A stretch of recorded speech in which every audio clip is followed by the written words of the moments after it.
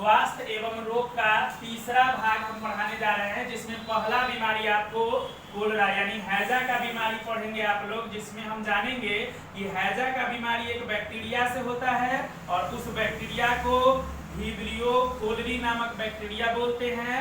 और यह बैक्टीरिया कैसे फैलता है मनुष्य के शरीर में, तो मोड ऑफ ट्रांसमिशन की अगर बात करें, फैलने की विधि की बात करें, तो यह मुख्य रूप से दूषित भोजन और दूषित पानी से फैलता है।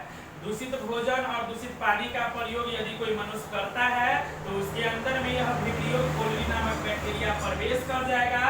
और यदि प्रवेश कर गया तो उसका लक्षण क्या होगा, तो याद रखिएगा कि वैसे रोगी जिसको हैजा का बीमारी अगर होने वाला होगा तो उसमें लक्षण आना शुरू हो जाएगा हैजा का। कौन कौन लक्षण होता है, तब पेट में दर्द होगा, मांसपेशी कड़ा हो जाएगा, शरीर में पानी की कमी हो जाएगी और उल्टी होगा उस रोगी को।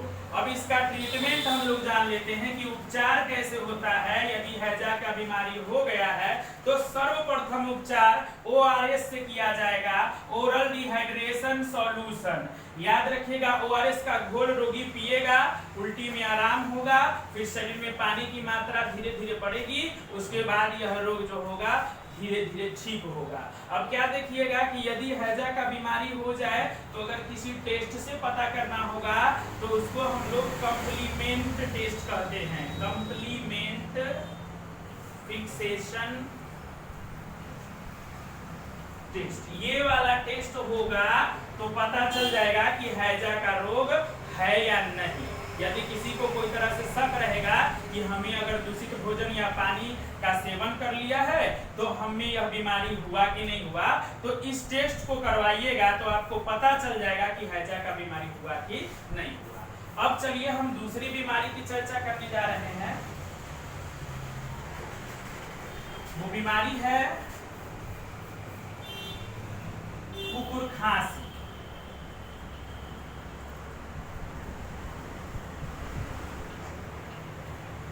जिसको पर्ट्यूसिस के नाम से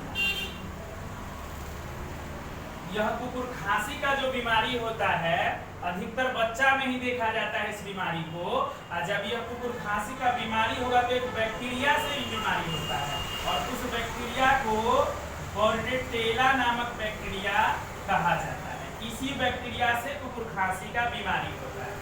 अब यह बैक्टीरिया कैसे बच्चा में प्रवेश कर जाता है, कैसे जो होगा इंसान को कुकुर खांसी का बीमारी हो जाता है, तो याद रखिएगा कि इसके फैलने का जो विधि है, मोड ऑफ ट्रांसमिशन जो है,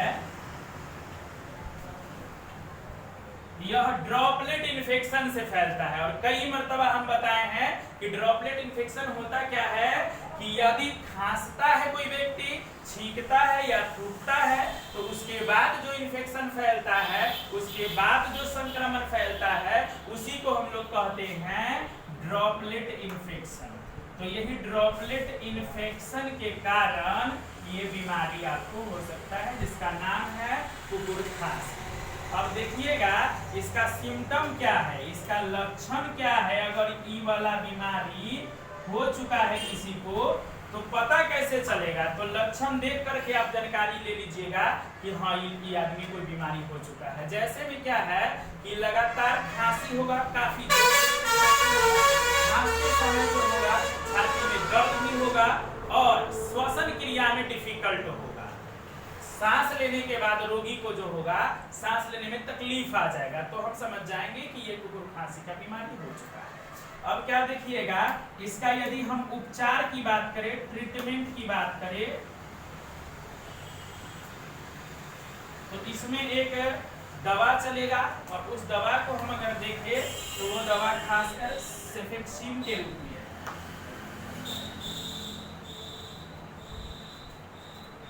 अब देखिएगा ये दवा चलेगा। इसके अलावा एक सिरप भी यूज किया जा सकता है, जैसे कॉस्कोपिन वगैरह सिरप है, बेनाडिल सिरप है। खांसी को कम करने के लिए इस सिरप यूज किया जा सकता है। यदि इससे बचना होगा तो जो संक्रमित व्यक्ति होगा, जिसको खांसी हो है, ओकरा से दूर रहना पड़ेगा, क्योंकि उसका सांस का हवा जब निकलता है तो उसके अंदर से कीड़ा भी प्रवेश कर जाता है दूसरे व्यक्ति में, जो उसके सामने रहेगा उस व्यक्ति में कीड़ा प्रवेश कर जाता है। तो याद रखिएगा, इसका प्रिवेंशन, सबसे अच्छा बचाव यह है कि जो व्यक्ति को हो चुका है कुकुर खांसी का बीमारी, उससे दूर रहा जाए, और थूके, खांसे या छींके कोई व्यक्ति तो उसके भी पास आप न बैठे। अगर ज्यादा लगातार कोई छींक रहा है, खांस रहा है, तो उसके पास भी न बैठे। अब तीसरी बीमारी की चर्चा हम करेंगे।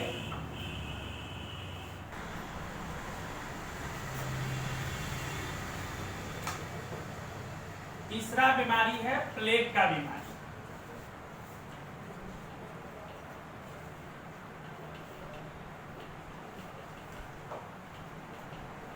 यह जो होगा एक बैक्टीरिया से होता है, उस बैक्टीरिया का नाम है पास्ट्यूरेला पेस्टिस। प्लेग का बीमारी जिस बैक्टीरिया से होता है उसका नाम है पास्ट्यूरेला पेस्टिस, और यह बैक्टीरिया खास करके जंगली चूहा के शरीर पर पाया जाता है। अगर जंगली चूहा कहीं भी रहेगा तो उसके शरीर पर ये अवश्य रहता है, और उसी के वजह से जो होगा इंसान में फैल जाता है। जैसे आपके बस्ती के आसपास अगर जंगली चूहा का रनिंग है, कहीं आन जान है, तो ऐसी स्थिति में उसके शरीर के द्वारा मनुष्य में पास्ट्यूरेला बैक्टीरिया जो है, वो पास्ट्यूरेला पेस्टिस बैक्टीरिया जो है वह प्रवेश कर जाएगा और इंसान को प्लेग का बीमारी हो जाएगा। ये इतना खतरनाक बीमारी है कि इस बीमारी में देखिएगा तो मनुष्य अगर जो होगा, मनुष्य अगर प्रभावित होता है इस बीमारी से, तो उसका शरीर काला हो जाता है, और डेथ करेगा तो बॉडी पूरा काला हो जाएगा। काला हो जाएगा तो इसको ब्लैक डेथ डिजीज के नाम से भी जानते हैं, माने मरने के बाद उसका शरीर काला दिखेगा, समझे। और इसमें देखिएगा तो उल्टी होगा खास करके। अब बार बार हम मोड ऑफ ट्रांसमिशन या सिम्टम नहीं लिखेंगे, डायरेक्ट बताएंगे, इस पर गौर कीजिएगा, समझिएगा कि इसके बारे में हम क्या बता रहे हैं। प्लेग का बीमारी शुरुआती से फिर से बोल देते हैं। प्लेग का बीमारी जो होता है पास्ट्यूरेला पेस्टिस नामक बैक्टीरिया से होता है। इसका फैलने का विधि क्या है, तो यह जो होगा जंगली चूहा से फैलता है। अगर इसका लक्षण देखिएगा, जो कौन कौन लक्षण आएगा इसमें, तो खास करके बुखार लगेगा, उल्टी होगा और शरीर कांपेगा। जैसे ठंड से शरीर कांपता है वैसे ही रोगी का शरीर जो है कांपते रहेगा, तो इसका लक्षण है ये। उसके बाद देखिएगा अगर यह बीमारी हो गया तो इसको ट्रीटमेंट है कि नहीं, इसका उपचार है कि नहीं, तो बिल्कुल इसका भी उपचार है, लेकिन शुरुआती अवस्था में उपचार होगा। बाद में अगर यह बीमारी अगर ज्यादा फैल गया तो इस बीमारी को आप ठीक नहीं कर सकते हैं, बचेगा नहीं, इंसान की जो होगा मृत्यु हो जाता है। और बचाव क्या है, तो बचने के लिए जो होगा खासकर जो होगा जंगली चूहा से बचना चाहिए, ताकि यह बीमारी आपको